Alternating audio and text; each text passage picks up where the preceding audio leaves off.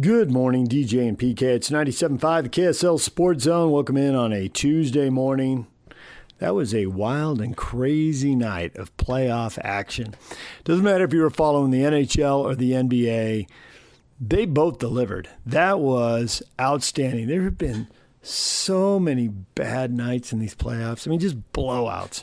Just complete domination and annihilation is just hideous. You know, the Spurs, the Knicks, the Thunder, they've just been blowing out everybody, just torching people. So the number of really competitive games and series has been short. And some of the times when we've seen them, it seemed like great, but those teams aren't going anywhere. I mean, they're well matched, but they're not going anywhere. But this is different. Spurs and Thunder are the top two teams in the league. Either one of them could win the NBA title. Either one of them could win this series. And the Thunder get game one. The Spurs get game one.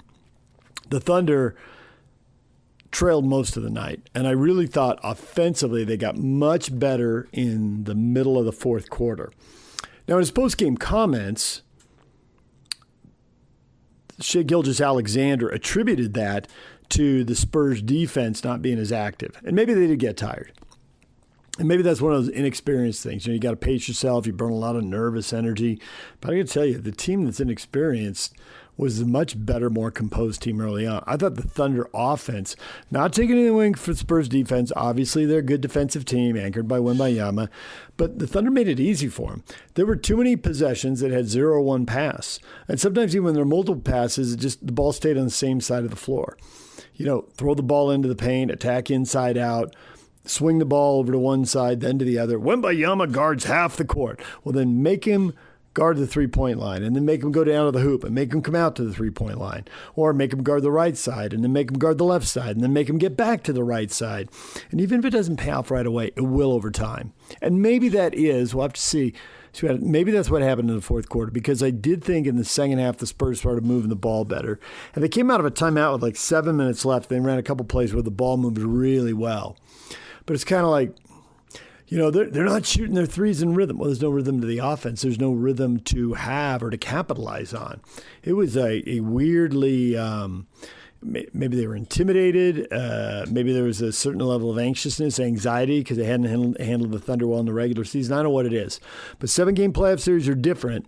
You know, there's a chance now to say, hey, we settled in late. And if Wemby doesn't throw down a logo three with 30 seconds to go, then the Thunder win the game. Obviously, when the game goes double overtime, any team could have won. Obviously, both teams will point to a bunch of calls. There's a big call in overtime, big no call. Shai Gilgeous-Alexander got into the paint, which he didn't do early in the game, and he shot the ball very poorly because he thought he was taking tough shots. But and they were doubling and helping on. They got into the paint, and he beat his guy, and he got shoved in the back, and they just missed it. Now, they missed 20 or 30 calls. You can't point at one call, right? And there's calls missed both ways. But I thought, wow, that was pretty blatant. Wemby got away with a big hold. That was pretty blatant, too. They caught it on TV. I think it was Reggie Miller said something about it. It was, I don't know if that was the end of regulation, or the end of overtime. Either way, crazy game. Lots of good stuff.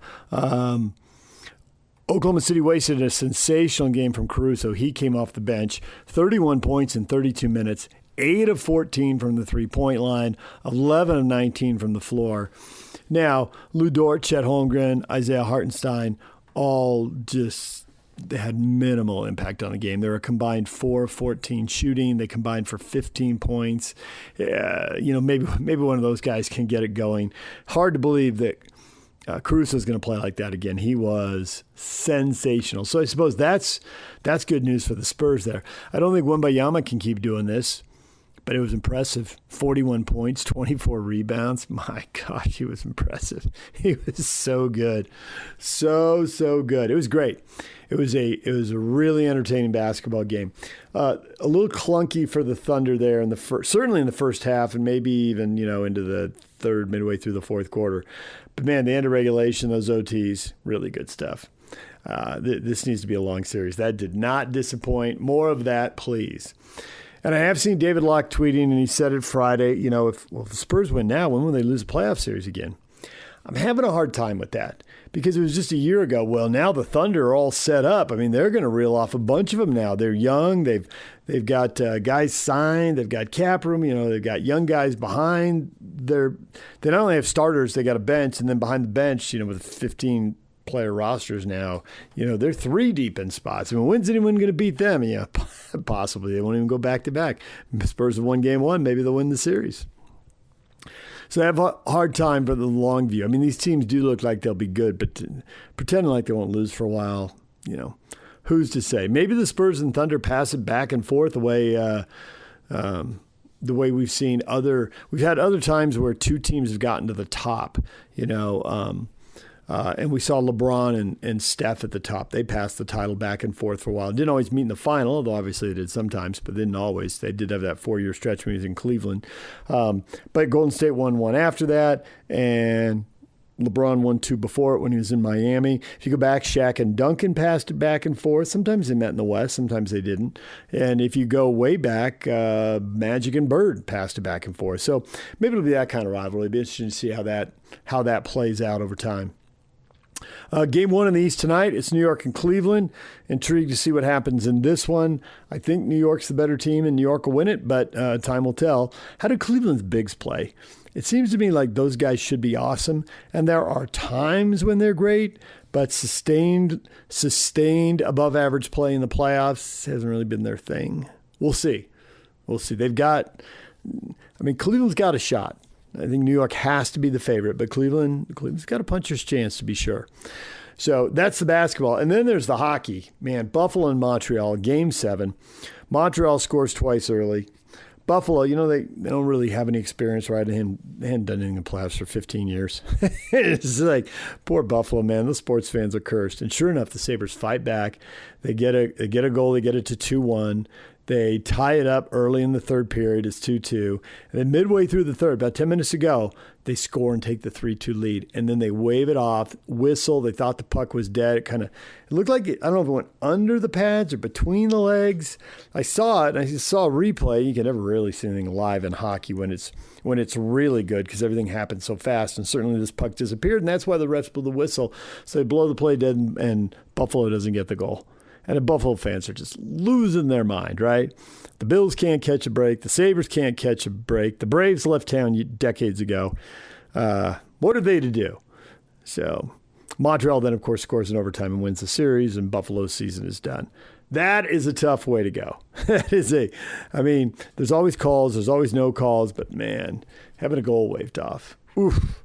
And by the letter of the law, it's the right thing. But, brutal. Brutal for Buffalo fans. Just horrible. All right, and then the other stuff that happened last night, the baseball, Milwaukee's rolling. The Cubs, who were red hot for a while, have now cooled off and lost 7 of 9, and Milwaukee's won 9 of 11. But Padres beat the Dodgers on a solo homer in the first inning. Yeah, you heard me right. A solo homer in the first inning. They get a solo homer in the first, and they win 1-0. They only managed 4 hits. Baseball's such a crazy game. The Dodgers had 2 on in the 6th, 2 on in the 8th, 2 on in the 9th. They literally had the tying run on, sometimes the 2nd, sometimes the 3rd, and the winning run on 3 times in 4 innings and couldn't get a clutch hit. You never know what's going to happen in that game. Crazy. Great night of sports. Hopefully it repeats tonight. All right, DJ and PK, we got to take a break. When we come back, Steve Cleveland talking hoops, talking a little BYU, a little Jazz, and the NBA playoffs through the prism of the Jazz. That's next. Stay with us. Good morning, DJ and PK. It's 97.5, the KSL Sports Zone. Steve Cleveland joined us in yesterday's show to talk some hoops. Obviously, we will not discuss with him that double overtime thriller last night. That was a spectacular game as the Spurs take down the Thunder 122-115 in double OT. But plenty of other things to talk about, including Donovan Mitchell and the Jazz and BYU. Here's Steve Cleveland with PK and I. Steve, good morning. Good morning, fellas. Donovan Mitchell. Utah can't take their eyes off of him.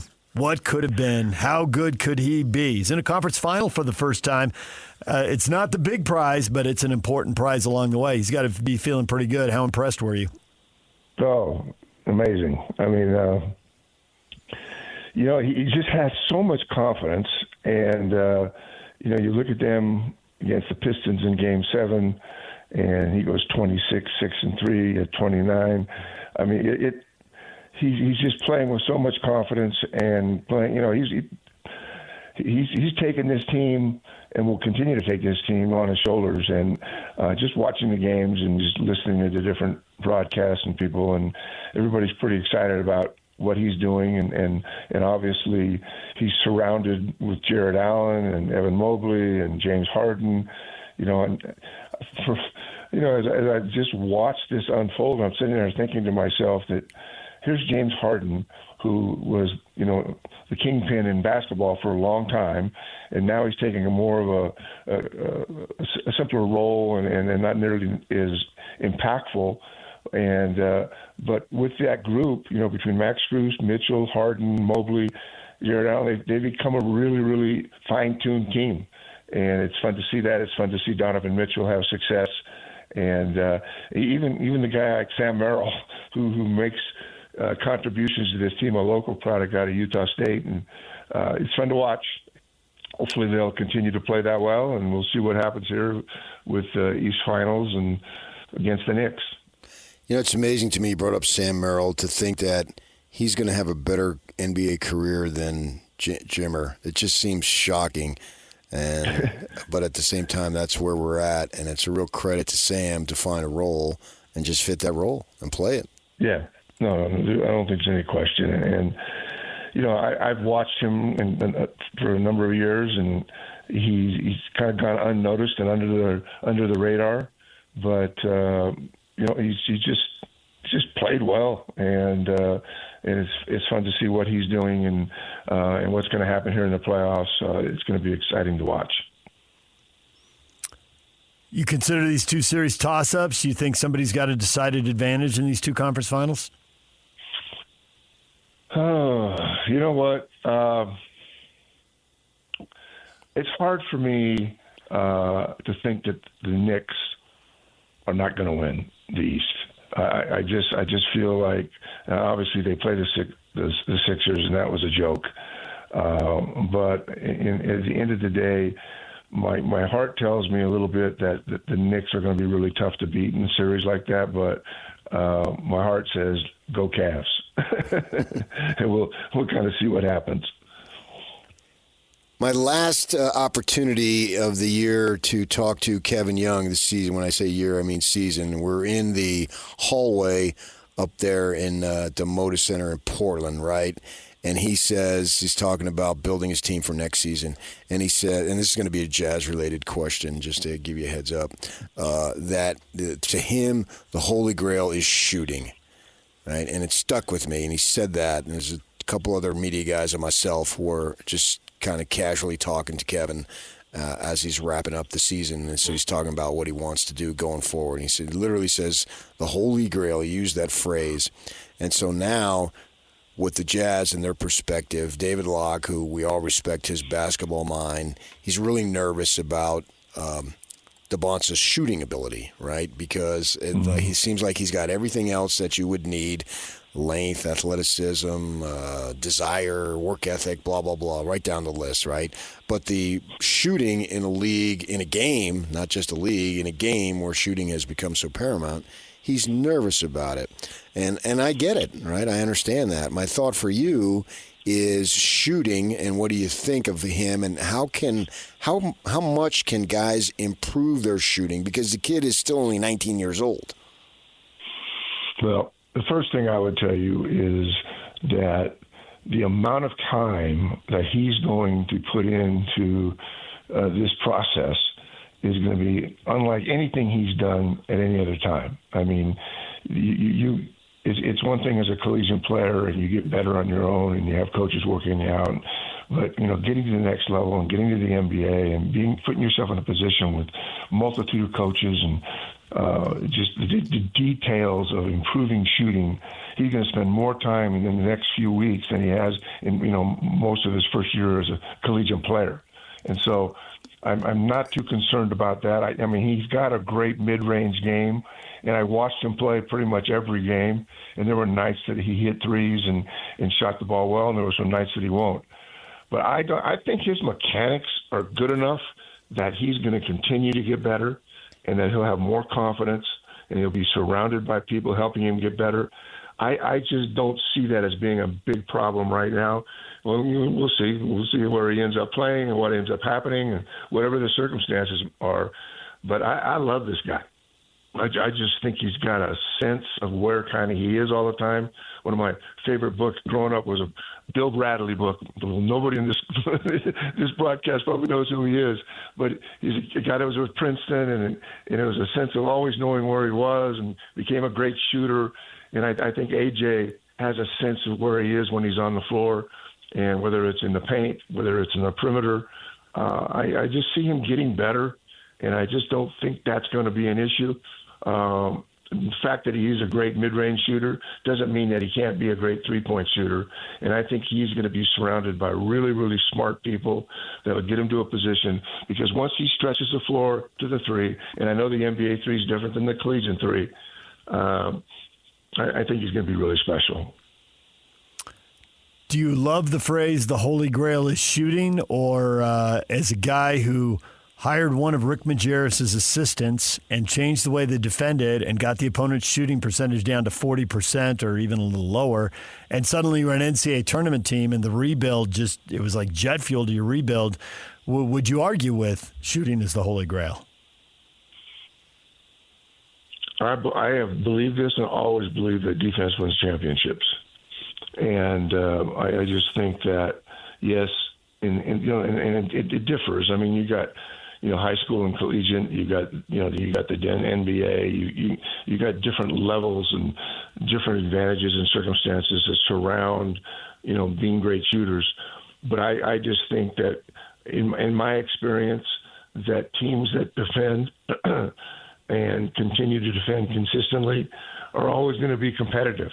And I know the NBA is different than the college game, but I still do believe that even in the NBA, when you get down to the grind of an Oklahoma City who was outstanding and maybe back-to-back champions this year, I do believe that it's defense that makes the big stops, that makes big plays, and that's where you win championships. And, it'll be fun to watch this NBA and what takes place. But in my heart and mind and everything that I did for 35 years of coaching, that was always kind of our motto and our, where we stood our ground. And that was, we got to defend, we can get stops and get to the free throw line. Those are teams that win championships. Where do you see Dybantsa leveling out, say, at a percentage of three-point shooting? The closer, obviously, you can get to 40, the better you are. Yeah, I mean, there's no question. And, we've watched AJ at the collegiate level, and we know what he's capable of doing. I just don't see I see him being successful because of the ability that he does have to get into the mid-range game, to step out and hit threes. And I know that it'll take time. And nobody jumps into the NBA typically and has a huge impact. He and Peterson are, two of the bright spots, and as they go forward here with the draft and what it ends up looking like. And you can make arguments for either one. I just like AJ because he's so strong and gifted, and he's always in balance. He's not off balance, but he can make the Euro steps. He's really good at that in terms of getting into the mid-range game. And we'll just have to see what happens with three-point shooting. I'm not sure what his percentage ended up being collegiately. You guys might know that, but the shot doesn't look broke. It looks like he's got good rhythm, and he finishes it, and it's high. He's got the ball high in his hand. I think he's going to be just fine. And again, the transition from college to the league, that there are some. There's some differences, and there'll be more size on the floor than he's used to dealing with. But if I'm going to pick him or Peterson, I'm taking AJ. I just think he's physically tougher and has the ability mentally, I think, too, that he has an advantage over Peterson. And Peterson's going to be a really good pro, and he may be an NBA All-Star for years, but they're both really good players. Peterson does have an upside in size and length, but I'm going to stay with AJ. You're not even putting Boozer into the discussion. He's a clear-cut third pick to you? Yeah, I think so. And I've watched them play more than I thought I'd ever watch them play. And, I mean, he's special too. I mean, it's interesting because there's a young man that his family lived in Fresno and for a period of time. And so as I kind of evolved from living in California and coming here and, following the league and being in Utah and following the Jazz, I mean, Boozer is really talented and maybe have a greater upside down the road. We'll see. But I like AJ. I think Boozer and Peterson are both great. I think all three of them are going to be great pros. We'll see how it unfolds. You never know. Injuries are things that are always unexpected. Hopefully they'll stay three guys that will stay healthy and have long careers in the league. Yeah, I know. I'm with you, too, as far as Dybantsa, but I just wonder in my own preference and bias just how strong that is because I saw him play in person a number of times and obviously on television 3 times the amount on that. And that mid-range thing, to me, is so impressive that I'm talking myself into just like worst-case scenario. Like, if he can't shoot the 3 and it's really just in the 20s, okay, but then fake and get to the line and then just rise above everybody else and make that shot. Or do that Euro step. I keep joking that he ought to go into the Olympics and do the triple jump because his strides are like 8 feet per stride, it seems. And, he's such a high flyer that I think that, to me, he's the guy. But then, the shooting, and I keep hearing, it's like I can hear Kevin Young, and I can see, Holy Grail, PK, Holy Grail. I mean, and obviously I have an enormous respect for Kevin Young's basketball sense and his acumen, right? Because he's been there. He's been at a much higher level than I'll ever be. And so I'm conflicted. But in the end, I think I would roll I don't want to say roll the dice because it's too important to roll the dice. I don't want it to be a gamble. I want it to be somebody that the Jazz draft, plug in, and is good for the next decade. So I do have a little bit of conflict going on in inner turmoil. I get that, and I think that when we look at Boozer and we look at AJ and we look at these guys, I see that in terms of they're going to have to step up, and they're Peterson I think is actually maybe the better shooter of the 3, and we'll have to see how that unfolds too. But the one thing that I really like about AJ, again, is the substance to his game, the maturity of his game.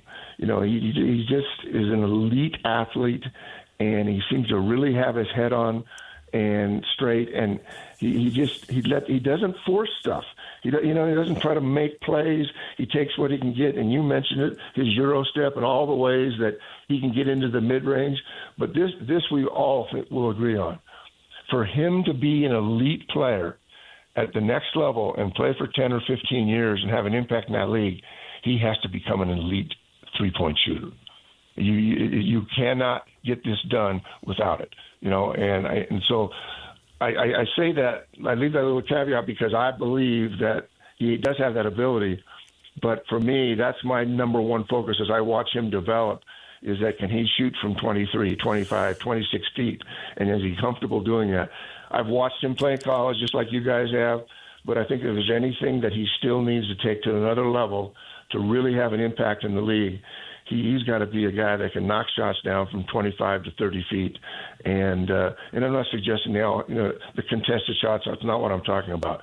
When he gets a catch and there's one more and he's ready to shoot it at a distance that's significantly farther out than it is in college, then that's what you really have to look at in terms of where can he be at the next level.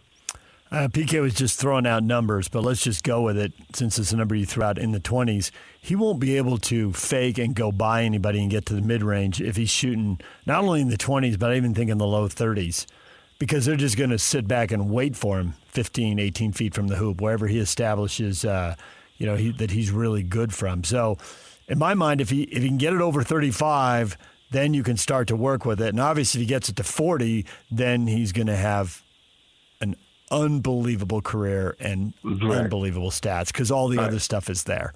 But he's got to get it to 35. He's got to get it to 35%. And he didn't in college. It was only 1 year, but he shot 33%.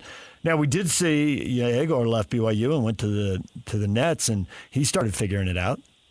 So and it can be that's done. The thing is, I think it can be done. And I think the amount of time that you're dedicated to and the amount of support and coaching staffs and all the things that come with that, I'm going to be surprised if he doesn't become a 35 to 40% three-point shooter. Like you mentioned, Yegor, I think that you put the time in and you're surrounded with people and pros that help you, great coaches, assistant coaches.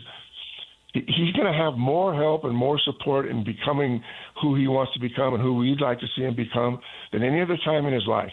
And so my feeling is the upside of this is that he'll develop into a much, much better shooter, and he's already has the mid-range game. But you're absolutely right. If you can't shoot a three, they're just going to pack it in, and it's going to be hard for him to score anywhere on the floor. But my feeling in my heart is that he has that ability, that he'll have enough people helping him and spending time with him, that the things that he's really good at right now aren't going to be real difficult for him. He is. He and Peterson and Boozer, those guys are going to have to be good shooters. And I think he'll develop into that. That's my take on it. We'll see what happens a year from now or 2 years from now. But I like his ability. I like his tenacity and his grit that he has to compete in the paint and in those areas. But you're all right. I mean, he's got to be able to shoot the three to make his game complete. And I believe he can do that, and hopefully that will happen. All right, there is Steve Cleveland with PK and I. Coming up next, Chris Hill talking college football playoffs, realignment. What will that look like? 12 to 16, maybe 24 teams. What's going to happen? Chris Hill coming up next. Stay with us. DJ PK, it's 97.5, the KSL Sports Zone. You were talking earlier this morning, PK. No doom and gloom on the future of college sports. I just hate that outlook on anything. If we don't act now, oh my gosh. Yeah. Stuff can be figured out. Even when it goes wrong, stuff can be figured out. This is across the board. You want 16 or 24? I mean, it's just like we're picking talking sides thousands? here. I want 24. No, we're talking teams in a college football playoff because you got the SEC over here and a commissioner, even though some isolated coaches seem to be in favor of 24, the commission is standing firm on 16. And the Big Ten seems all in on 24. And they already rewrote the rules that those two leagues are going to decide and everybody else is going to go along with it.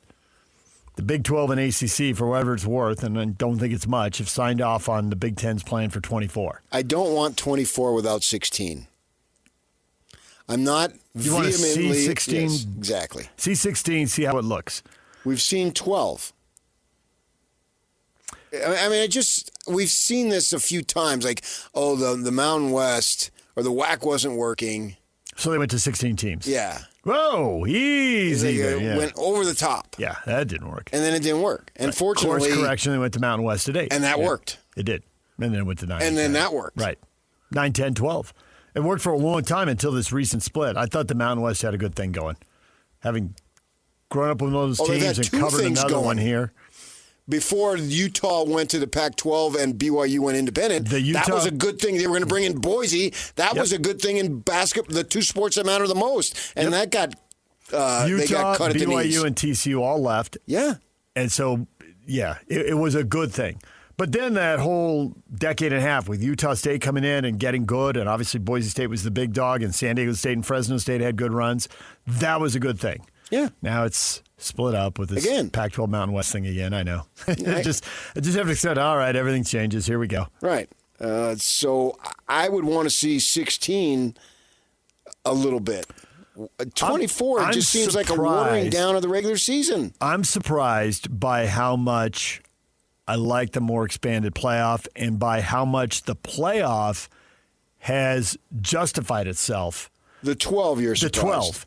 Because when it went from 2 to 4, which I thought was a great idea and I wanted it to happen all along, and Steve Spurrier had a line, I like 4. I'm going to love 16. He always thought it was inevitable. And you know what Steve Spurrier did Saturday night? What did he do Saturday night? He walked out of the Swamp with Morgan Wallen. Oh, yeah? Nice. He had 2 concerts Morgan there. Wallen always loves to play the sports segment. 100,000 people, 2 consecutive nights. Nice. And the first Friday, Saturday. Mm-hmm. Friday, he walked out with Tebow. Saturday, he walked out with Spurrier. Morgan Wallen. I like that. 2 local heroes. Make sure you get loud cheers right out of the gate. Put everybody in a good mood. Right. Love that. At 4, I thought, and we talked about it, and maybe it was even true at the time, because I think NIL has spread the talent out in a way we couldn't really foresee. But if you pick the top 4 teams, you're going to have the best teams. Well, Miami barely got in. I mean, they were the 10th team in the rankings, and with the 2 automatic bids, they were the last team in. Mm-hmm. It was a big fight with Alabama and Notre Dame, and BYU didn't even get a sniff at I guess at that point they would have been 11-2. Yeah. And then Miami goes and wins at Texas A&M and wins again and presses Indiana in the title game. Mm-hmm. All right, I don't have a problem with 12 at that point. If you're having that big a problem figuring this out, nor would I have a big problem with Notre Dame getting in or BYU getting in. There's a little bit of Alabama, but maybe that's me and my bias being cranky about them getting in. So I don't really have a problem going to 16. I really don't have a problem going to 24, and I figure we're going there, so I figure I'd just accept it more quickly. I would rather see 16 first. See what the tournament looks like. Yeah. Make sure we don't end up with... And what it does to the smaller schools, does it destroy and eliminate and ruin and bowls? I want to see, because there's... Yormark talked about what do they call that? The unintended consequences. Right. He talked about that at the Cowboy Stadium before the game. I was sitting right there. And we don't know what they are because they're unintended. We can anticipate some of them, but we don't know the full ramifications. Exactly. There will be surprises. Right. So let's go. It's not exactly baby steps. I think it's a big step to go from 2 to 4 to 12 to 16. Mm-hmm. But I'm more comfortable wanting to see what's around it, how does it work, and then see. Because the last thing we want is... And whoever thought we would say this, Kyle Whittingham sitting his quarterback at Michigan because they have a big game the week of the following week. So his quarterback, who's a little banged up, doesn't play against Ohio State. Wow, what a world. And PK sold that, and if you're watching on the KSL Sports app or on YouTube, you might know why. Dr. Chris Hill just walked in the room, the former Utah athletic director. Let's argue about something like that, will you? Kyle Whittingham sitting his quarterback at Michigan against Ohio State because they got a playoff game the week after. If that happened, he probably was in the hospital for something he broke or something. He's not going to avoid the sideline in that game. Okay, his running back. Okay, maybe that, but somebody important. Yeah, somebody. Or flip side, Ryan Day doesn't. Yeah, and who cares? And one who of the most storied wins, right? Who cares who wins? Who cares who wins because the game? It's the next week, right? And therefore, from at that point, that's what really matters. Yeah, That's for nervous. Sure. Yeah, you got it. Yeah, we're all longtime college football fans here. Yes, we are. Yeah. I think. Yeah. Well, the 3 of us are. Yeah, there you go. Yak is over there, And we don't want to see it hurt. We want to see it get better, not get worse. Yeah, I like what you said. Be a little careful, though, because what's going to happen in the regular season or hurt, because it's like basketball now where the regular season doesn't mean much. It bothered me a little bit to sit in the press box knowing that there were 3 or 4 guys at Ohio State in the Rose Bowl. I grew up at the Rose Bowl. Yeah. That wasn't the cornfield in Iowa. Yeah. That wasn't – the Rose Bowl was heaven to me. Yeah. Yeah. I mean, it's kind of like a lot of things that have changed over the past several years. You kind of just roll your eyes, but you say, okay, well, that's where it's going. I better jump on board. Yeah. Or, or get out. The good old days aren't, they may be good, but they're not happening now. Right. Exactly. So we're having this discussion, and these are all good points, and these have been discussed, but I feel like we're not discussing the elephant in the room. Like, if we're going to talk to people, let's not waste our listeners' time. The SEC thinks what they think. Yeah. And they have a TV deal with ESPN. And I'm a little loath to say that these TV companies are putting their thumb all the way on the scale and pressing it down. They by just virtue of their voice, if the Big 12 calls and says, what team can we add that you'll pay us the most money for? They say West Virginia. I don't feel like they're demanding West Virginia, but they have the power because they're going to give the Big 12 money. Right? Yeah, it's a little more subtle. It's a little more nuanced. Mm-hmm. Right now, I feel like the fist is on the scale. They're jumping up and down on the scale. ESPN wants all the games. We have Tim Brandon, who works for Fox, and if it goes to 24 teams, they'll need another network partner in to bid for the games and the way the contract is drawn up. And Tim Brando loses his mind and takes over the segment like, they've got to let Fox in. They got to go to 24. He's just pounding the table. It's clear this isn't some type of proxy battle. This is a full-on Fox wants in, and the Big Ten is in Fox's corner because they got to deal with him. And ESPN and ABC are in the SEC's corner, and we're really watching Fox and ESPN fight over TV programming in December. Oh, yeah, in December. They're going to be doing that, maybe not throughout the year.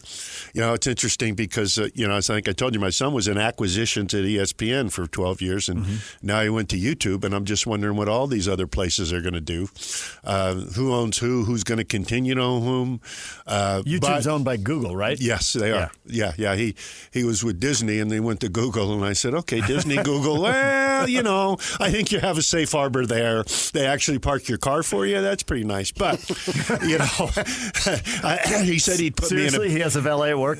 Oh, yeah, they do at Google. Oh, wow. Then I said, well, at least you're going to put me in a better nursing home now. You can afford it. So he was good, I mean, he said it's not going to be the Ritz, but it'll be, an upscale, Marriott or something. But anyway, it's, I don't know.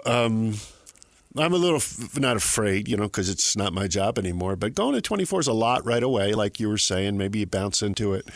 And then you're going to hit me with the bowl games, and I'm kind of done with them. I mean, there's just too many for me.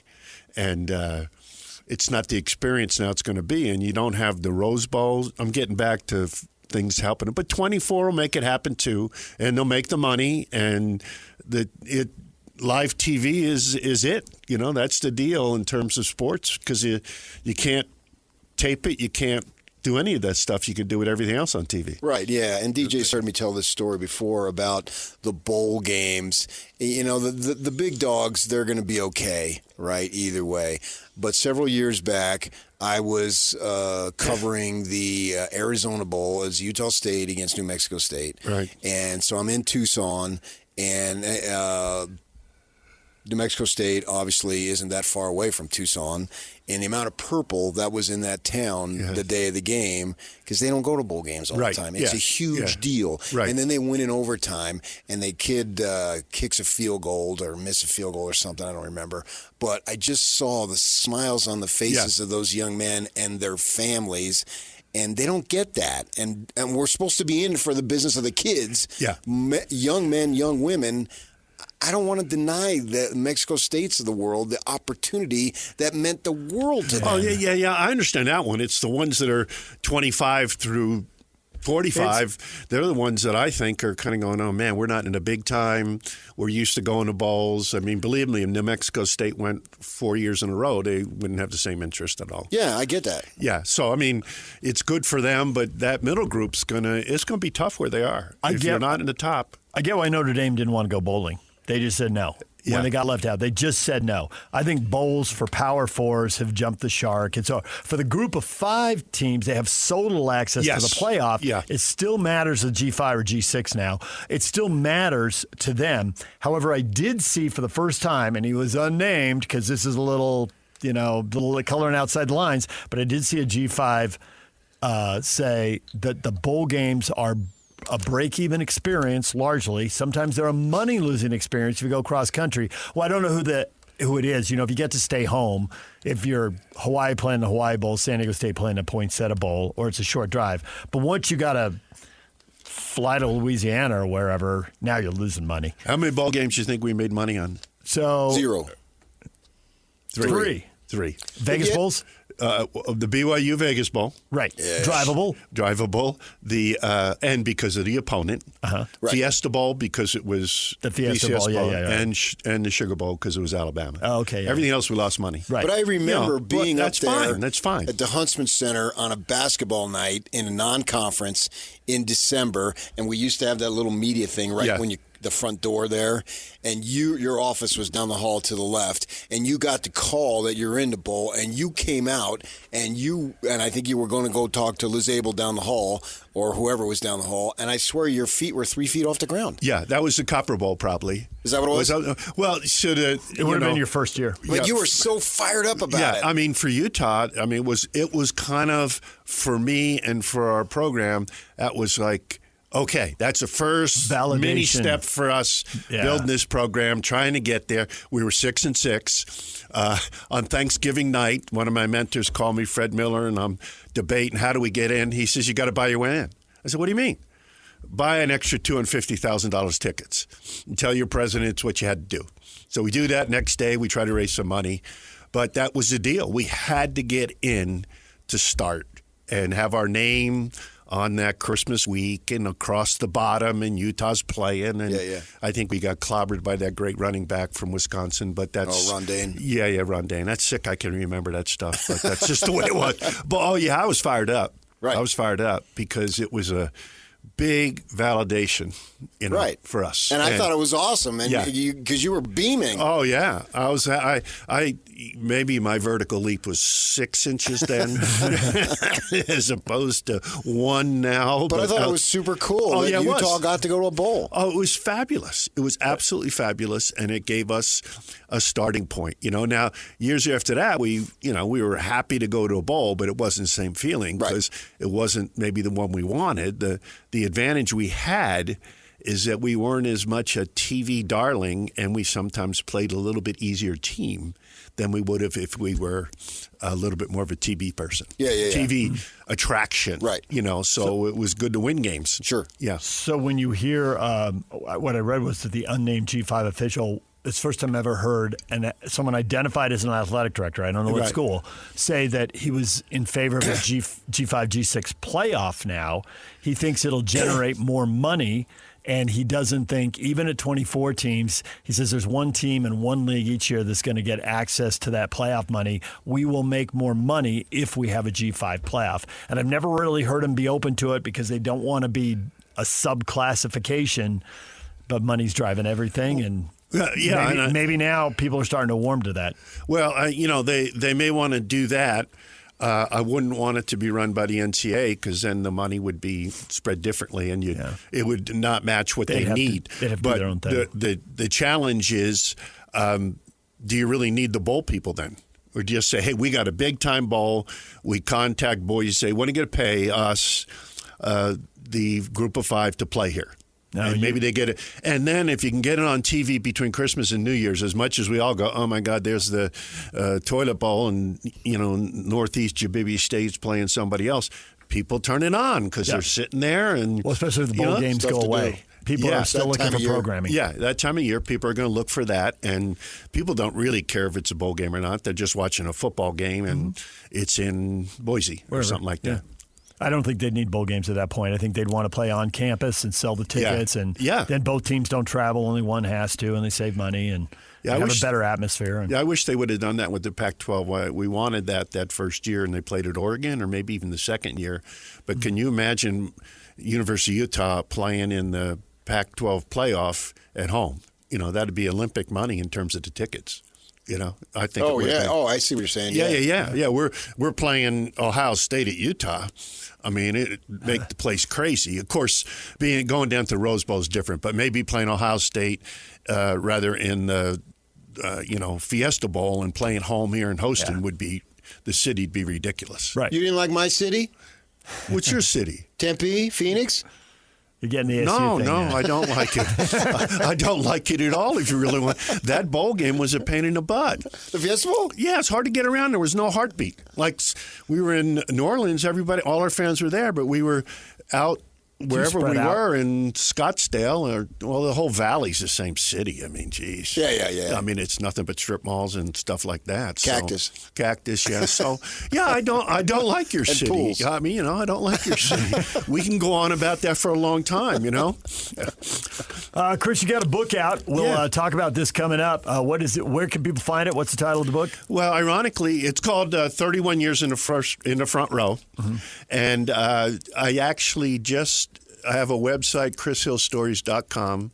It's up for the publisher part of it for the email and the book. And then Amazon, it takes a little work to have them be on. So the website, somebody did it for me. I thought it'd be easy just to plug on. So I bought my wife one yesterday to make sure it worked, and I bought myself an email. So at least 2 people have been involved. But, all right. It was just a fun process as much as anything, just memorializing everything. All right, there is Chris Hill. He was in the studio for like an hour and a half. It's all out there if you want to listen to it on YouTube, KSLSports.com, wherever you get your podcasts. A lot of conversation with Chris Hill, including a lot about the basketball program and Alex Jensen and the impact of money and how that's changing things. It's all out there wherever you get your podcasts. When we come back, what is trending? The headlines are next.